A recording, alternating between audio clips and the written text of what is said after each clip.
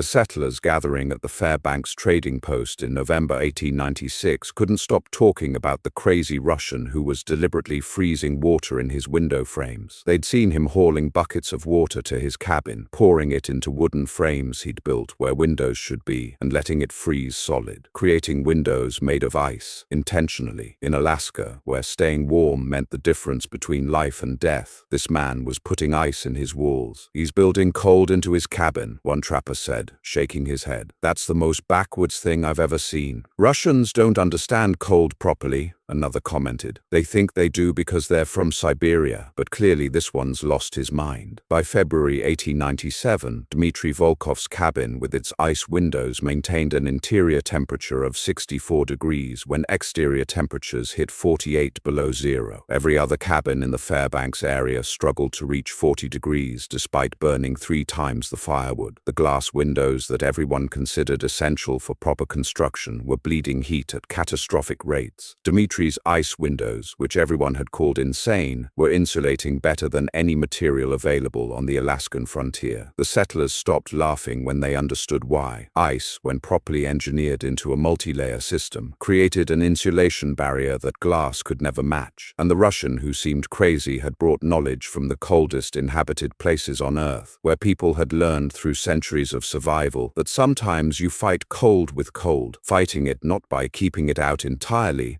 but by controlling exactly how and where it enters your living space. Dmitry Volkov was 52 years old when he arrived in Alaska in May 1896, part of the early wave of prospectors and settlers drawn by rumors of gold and opportunity. He'd been born in Yakutsk, eastern Siberia, quite possibly the coldest city on Earth. Winter temperatures in Yakutsk routinely dropped to -60 or 70 degrees. Dmitry had grown up in conditions that made Alaskan cold seem almost moderate. More importantly, he'd grown up in a culture that had been adapting to extreme cold for centuries. Yakut builders had developed techniques that seemed bizarre to outsiders but were grounded in practical physics. One of those techniques involved using ice deliberately as a construction material, specifically in window openings where the need for light conflicted with the need for insulation. When Dmitry filed his mining claim near Fairbanks and began building his required cabin, he knew glass windows would be a problem. Glass was expensive in Alaska, had to be shipped thousands of miles,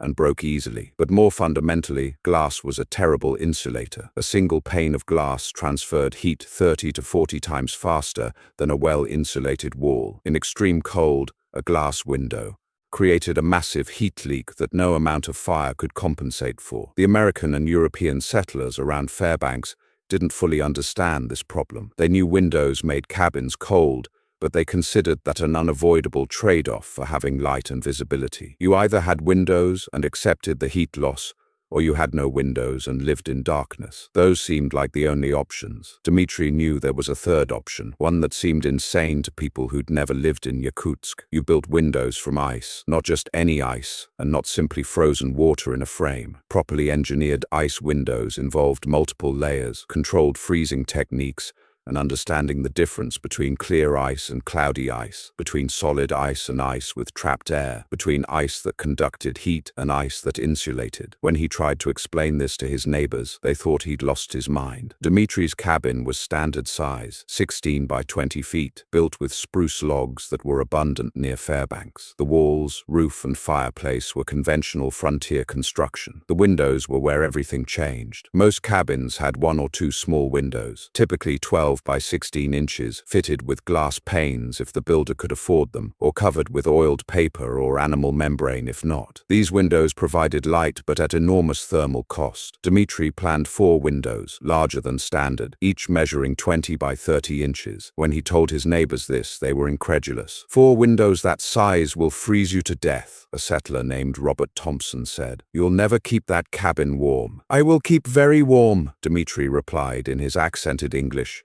"Ice windows insulate better than glass." "Ice windows? You mean you're not putting in glass?" "No glass, ice only." Thompson stared at him. "You're going to put ice in your window frames. Ice, the stuff we're trying to keep out of our cabins, You're building it into your walls. Yes, ice can be very good insulator when made properly. Ice is cold. Cold is what we're fighting against. You can't insulate with the thing you're insulating against, Dmitri tried to explain. Ice is not same as cold air. Solid ice blocks wind completely. Ice can be made with air bubbles that trap heat. Thick ice insulates better than thin glass. Is Russian technique. Very old, works very well. Thompson walked away, shaking his head. The Russian was clearly confused about basic physics. You didn't build cold into your walls. You built warmth in and cold out. Everyone knew that. But Dmitri wasn't confused. He understood something the American and European settlers didn't. Insulation isn't about warmth.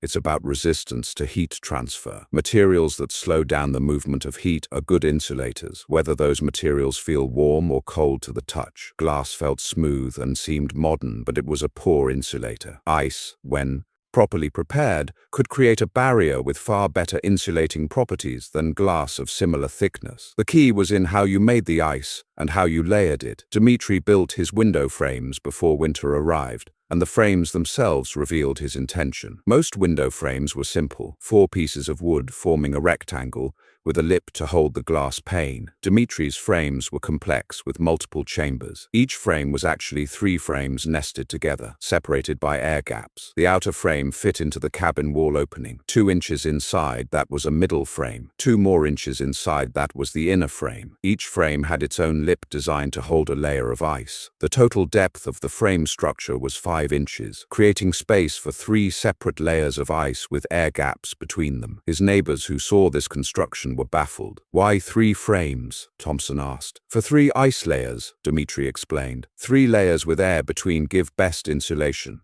That seems unnecessarily complicated. Why not 1 thick piece of ice? Solid ice conducts heat too well. 3 thin layers with air gaps is better. Air is good insulator if it cannot move. Multiple layers create trapped air. I still don't understand why you're using ice at all. Dmitri was patient. In Yakutsk, winter is -60, -70 degrees, colder than here. If use glass window, cabin becomes impossible to heat. Glass bleeds warmth too fast. So we use ice windows. Traditional method works for 200 years, maybe more. But ice is frozen water. It's cold. Ice temperature is same as air temperature around it. Inside cabin, ice warms to near room temperature. Outside surface stays cold. In between, ice blocks heat transfer, like thick wall, but transparent. Thompson couldn't argue with that logic exactly, but it still seemed wrong. Ice was what formed on the inside of windows when your cabin was too cold. It was a sign of failure, not something you deliberately created. The first serious cold snap came in late October. Temperature dropped to 10 below zero overnight. This was Dmitri's signal to begin creating his ice windows. He'd been preparing for weeks, collecting water in barrels, letting sediment settle, siphoning off the clearest water into clean containers. The water quality mattered enormously. Tap water or river water contained dissolved minerals, air bubbles,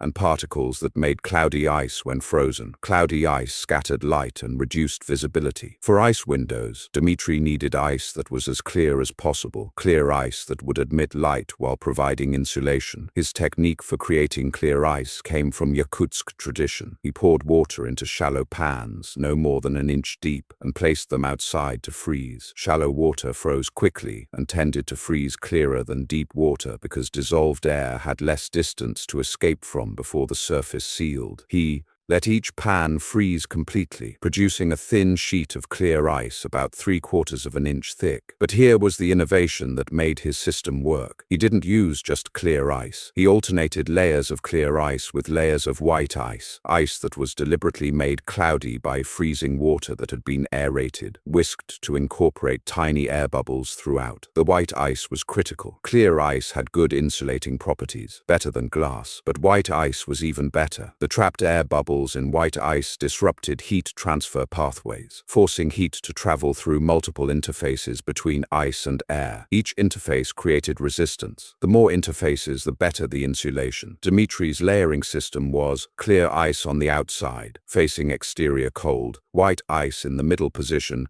and clear ice on the inside, facing cabin interior. The clear outer layer faced the brutal cold and wind, protecting the white ice behind it. The white ice provided the main insulating value. The clear inner layer prevented the white ice from sublimating into the cabin air and kept the system sealed. Between each ice layer, the 2-inch air gap created by the nested frames provided additional insulation. Air can't conduct heat effectively if it can't circulate. The narrow gaps prevented convection, so the air remained still and acted as an insulator. Creating enough ice for 4 large windows took Dmitry 3 weeks of consistent work. He produced dozens of ice sheets, carefully storing them in a snow pit he dug that stayed consistently cold. His neighbors watched this process with amazement and continued mockery. "He's stockpiling ice like it's valuable," one commented. "In Alaska, where we have infinite ice everywhere. Not just stockpiling it, he's going to build his walls with it. Still can't believe that's his plan." By mid-November, Dmitry had enough ice prepared. He began installing his windows. Each 3-layer system was assembled carefully. The outer frame held its clear ice sheet, sealed in place with a mixture of snow and water that froze solid. The middle frame held its white ice layer. The inner frame held its clear ice layer. The air gaps between frames were left open, just narrow channels of trapped air. When finished, each window was a complex assembly, 3 layers of ice with different optical properties, separated by air gaps, creating a 5-inch thick transparent barrier. From inside the cabin, you could see out, though the view was somewhat diffused by the white ice layer. Light came through adequately, certainly better than the semi-darkness of a windowless cabin, and the insulating value was exceptional. The first real test came in early December when temperature dropped to 30 below zero. Dmitry lit a fire in his fireplace, a modest fire, and monitored his cabin temperature. The results were immediately obvious. His cabin warmed quickly and stayed warm. The ice windows, which everyone expected would radiate cold into the space, felt cool to the touch but no colder than the log walls. More importantly, there was no frost formation on the inner ice layer. This was significant. In standard cabins with glass windows, frost formed on the inside of the glass whenever interior humidity contacted the cold surface. That frost formation indicated massive heat transfer through the glass. Warm, moist interior air was hitting the cold glass, condensing and freezing. The glass was so cold because it was conducting heat outward rapidly. Dmitry's inner ice layer remained clear. Some moisture did freeze on it, but minimally and only in the coldest conditions. This indicated that the inner ice layer wasn't dramatically colder than the cabin air, which meant the multi-layer system was preventing heat from conducting through to the outer surface. Dmitry conducted his own temperature measurements. He couldn't measure the exact R value, the standard measurement of insulation effectiveness, but he could measure surface temperatures. The outer surface of his exterior ice layer measured close to exterior air temperature, around 30 below zero. The inner surface of his interior ice layer measured around 45 degrees when cabin temperature was 60 degrees, a 15-degree temperature drop from cabin air to window surface compared to glass windows where the temperature drop was often 40 or 50 degrees. He tried to explain these measurements to Robert Thompson when Thompson visited. "Touch the inside of my ice window," Dmitry said. Thompson placed his palm on the inner ice surface. "It's cold, but not terrible.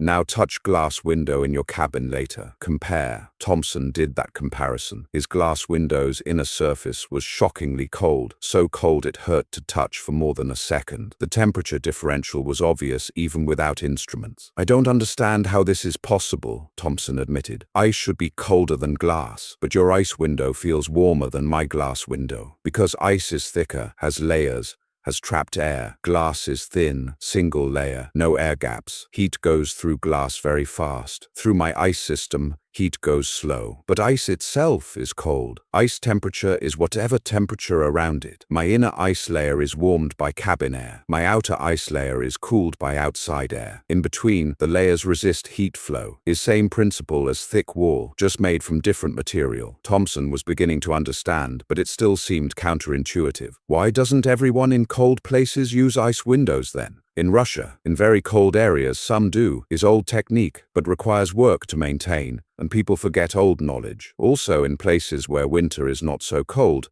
glass works adequate. Here in Alaska, cold is severe enough that ice windows make sense." December 1896 brought weather that tested every structure in Fairbanks. Temperature dropped below 30. below and stayed there for weeks. Then it dropped further. By December 23rd, the temperature was 45 below zero. By December 28th, it had reached 48 below zero, with wind creating conditions even more dangerous. Standard cabins were in crisis. Glass windows were conducting so much heat outward that frost built up inches thick on interior surfaces. Settlers were hanging blankets over windows to reduce heat loss, essentially blocking the windows they'd worked so hard to install. Even with windows covered, cabins struggled to maintain temperature. The heat loss through single-pane glass was catastrophic in extreme cold. Dimitri's cabin maintained 60 to 65 degrees interior temperature with modest fires. His ice windows continued performing well. The multi-layer system was preventing heat transfer at a rate that glass could never match. He was burning approximately 1/3 the firewood that neighboring cabins required for interior temperatures 20 degrees colder. When word spread about the temperature difference, settlers started coming to see for themselves. A group of 7 men visited on January 3rd, 1897. Thompson brought a thermometer to take measurements. Inside Dimitri's cabin, 64 degrees. Inside Thompson's cabin, measured an hour earlier, 41 degrees. Both cabins were approximately the same size. Thompson had burned a large fire all morning. Dimitri had burned a small fire 2 hours earlier and let it die to coals. "This doesn't make sense," one settler said. "Your cabin is 23 degrees warmer and you're using less fuel. What's the difference?" "Just the windows." "Windows are big difference," Dimitri confirmed. "But also I insulate walls well, build good fireplace, seal all gaps. Windows are most important though. Glass windows lose much heat. Ice windows lose little heat. How much better are your ice windows than our glass?" Dimitri didn't know the exact numbers, but modern thermal analysis can reconstruct them. A single-pane glass window in extreme cold has an R value of approximately 0.9, meaning it provides minimal insulation. Dimitri's 3-layer ice system with air gaps likely achieved an R value of 4 to 5. Depending on the exact ice thickness and air gap dimensions, that's 4 to 5 times better insulation than glass. For a cabin with 4 large windows, totaling about 13 square feet of window area, the difference in heat loss was enormous. At 48 below exterior temperature and 64 degrees interior temperature, that's a 112-degree temperature difference. Glass windows would be losing approximately 16,000 BTUs per hour through the window area alone. Dimitri's ice windows were losing approximately 3,500 BTUs per hour. The difference was 12,500 BTUs per hour, equivalent to burning 2 or 3 pieces of firewood every hour just to compensate for window heat loss. Over a 24-hour period, that's 300,000 BTUs saved, equivalent to 50 to 60 pounds of firewood. Multiply that over weeks of extreme cold, and the efficiency advantage became overwhelming. Dimitri was saving hundreds of pounds of firewood per month simply by using ice windows instead of glass. The ice windows weren't perfect. They required maintenance and presented challenges that glass didn't. The first issue was sublimation. Ice exposed to dry air slowly sublimates, transitioning directly from solid to vapor without melting. Over time, ice windows would gradually thin, reducing their insulating value. Dimitri addressed this by periodically adding thin layers of water to the interior ice surface. Once or twice per month, he would take a cloth soaked in water and wipe it across the inner ice layer. The water froze immediately, adding a fresh layer of ice and restoring thickness lost to sublimation. This maintenance took perhaps 10 minutes per month for all 4 windows. The second issue was opacity. The white ice layer that provided excellent insulation also reduced visibility and light transmission. The view through Dimitri's windows was diffused, not crystal clear. You could see shapes and movement outside, could tell if it was day or night, but couldn't see fine details. Dimitri considered this an acceptable trade-off. In winter darkness, which lasted most of the day at Fairbanks latitude, visibility was limited anyway. The light transmission was adequate for keeping the cabin from being completely dark, and the insulating advantage far outweighed the visibility disadvantage. The third issue was seasonal. Ice windows only worked in winter. As spring approached and temperatures rose toward freezing, the ice would begin to melt. Dimitri needed a plan for transitioning from ice windows to summer windows. His solution was removable frames. In April, when temperatures consistently stayed near freezing, he would remove the inner frame with its ice layer, then the middle frame, then leave only the outer frame. He'd replace the ice layers with oiled cloth stretched across the frames, creating translucent windows that provided light and some weather protection without the insulating value of ice. In autumn, when temperatures dropped reliably below freezing, he'd reinstall the ice layers. This seasonal approach meant ice windows were a cold weather solution, not year-round. But in Alaska, cold weather lasted 8 months. The windows provided their benefits when those benefits mattered most. By February 1897, the superiority of Dimitri's system was undeniable. Settlers throughout Fairbanks were asking him to teach them the technique. He held workshops, demonstrating how to create clear ice versus white ice, how to build the nested frame systems, how to install and maintain the layers. Not everyone adopted the method. Ice windows required more work than glass windows, both in initial construction and in seasonal maintenance. Some settlers preferred the convenience of glass despite its thermal inefficiency, but many, especially those who'd struggled through December's extreme cold, recognized that the work investment was worthwhile. Robert Thompson was the first to convert his cabin. He removed his glass windows, built nested frames following Dimitri's design, and installed 3-layer ice systems. The difference was immediate. His cabin temperature increased by 15 degrees with the same fuel consumption. Alternatively, he could maintain his previous temperature while burning half the firewood. The efficiency gain was transformative. "I mocked you for months," Thompson said to Dimitri. "Called your ice windows insane. I was wrong about everything. You've built the most efficient windows in Alaska, using a material we have infinite supply of. And you did it with knowledge from Siberia that none of us had." The scientific explanation for why ice windows worked better than glass wasn't fully understood at the time, but it was observable and measurable. Modern thermodynamics explains it clearly. Insulation effectiveness depends on material thickness, thermal conductivity, and the ability to prevent convective heat transfer. Glass has relatively high thermal conductivity, meaning heat moves through it easily. A typical window glass pane is only 3 per 4 meter thick. Ice can be made much thicker at negligible cost,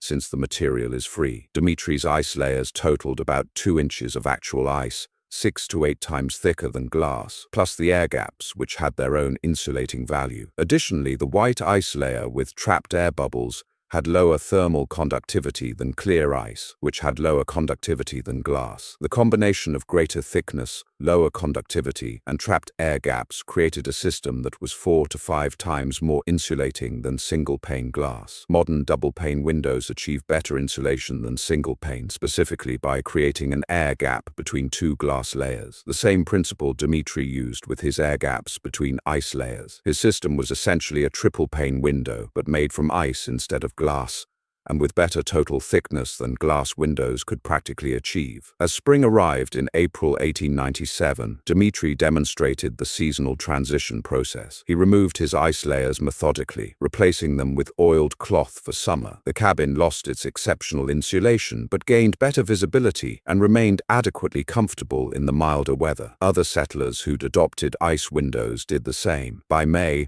Fairbanks had perhaps 20 cabins with nested window frames ready to accept ice layers when autumn returned. The technique had been tested, validated, and adopted by a significant portion of the community. The long-term impact extended beyond Fairbanks. The technique spread to other Alaskan settlements. By 1900, ice windows were common in the coldest regions of Alaska and the Yukon. Instructions for building them appeared in frontier guides and newspapers. The Russian ice window technique became recognized as a legitimate cold climate building method. Some innovations emerged from the wider adoption. Builders experimented with 4-layer systems, though these showed diminishing returns. The additional complexity wasn't worth the marginal insulation improvement. Others tried different ice-making approaches, including freezing water with sawdust mixed in to increase opacity and insulating value, though this reduced light transmission too much for most applications. The most significant innovation was combining ice windows with storm shutters. These cabins had the nested ice window frames, but also had heavy wooden shutters that could be closed over the windows during the coldest nights or during blizzards when visibility was 0 anyway. The combination of ice windows and shutters provided the ultimate in thermal protection, though at the cost of losing all natural light when shutters were closed. Dmitri Volkov continued living near Fairbanks, working his mining claim with modest success. He never struck it rich in gold, but he made enough to to live comfortably. His cabin, with its ice windows, became a minor landmark. Visitors to Fairbanks would sometimes ask to see the Russian's ice cabin, curious about the technique that seemed so counterintuitive. He married in 1899 a Tlingit woman named Kaseix who'd lived her entire life in Alaska. She was familiar with traditional indigenous techniques for dealing with extreme cold and recognized immediately that Dmitri's ice windows were brilliant engineering. She taught him additional cold weather strategies that complemented his window design: how to position a cabin to minimize wind exposure, how to use snow as additional wall insulation, how to manage interior moisture to prevent excessive condensation. Their combined knowledge, Siberian building tradition plus indigenous Alaskan survival techniques, created a cabin that was comfortable in conditions that killed unprepared settlers every year. Modern analysis of Dmitri's ice windows reveals they were remarkably sophisticated for frontier technology. The multi-layer approach anticipated modern insulated window design by decades. The use of different ice types, clear versus cloudy, to balance light transmission against insulation showed understanding of material properties. The air gaps created non-conductive barriers using the same principle that modern insulated windows employ. The R value of Dmitri's system, estimated at 4 to 5, was better than single-pane glass, R0.9, but not as good as modern double or triple-pane windows, R3 to R7, depending on gas fills and coatings. However, for frontier Alaska in the 1890s, when glass was expensive and modern window technology didn't exist, ice windows represented the best available solution. The technique had limitations. It only worked in consistently cold weather when ice remained frozen. It required seasonal installation and removal. It reduced visibility compared to glass, and it required regular maintenance to replace ice lost to sublimation. But in extreme cold environments, where heat retention was literally a survival issue and where glass windows caused more problems than they solved, ice windows were technically superior. They proved that sometimes materials we associate with the problem, ice is cold, cold is bad, can actually be part of the solution when properly engineered. The physics lesson was important. Insulation isn't about warmth, it's about resistance to heat transfer. Ice could resist heat transfer better than glass because it could be made thicker, could be engineered with internal air bubbles, and could be layered with air gaps. The temperature of the material itself was less important than its thermal properties. Dmitri's ice windows also demonstrated the value of traditional knowledge from extreme environments. Yakutsk builders had developed ice window techniques over centuries of trial and error in the coldest inhabited place on Earth. That knowledge, transferred to Alaska, proved immediately valuable. The American and European settlers had no equivalent knowledge base because they'd never dealt with such extreme cold before. This pattern repeated across frontier Alaska. Indigenous knowledge and knowledge from other extreme cold regions, Siberia, northern Scandinavia, often proved superior to American frontier traditions developed in milder climates. The settlers who survived and thrived were those willing to learn from people who had relevant experience, regardless of whether that experience fit conventional expectations. Dmitri Volkov lived until 1934, dying at age 90. His cabin with its innovative window frames stood until 1941, when it was finally dismantled. The nested window frames were preserved and are now displayed at the University of Alaska Museum of the North, with explanatory text describing the ice window technique. The photograph of Dmitri's cabin, taken in 1902,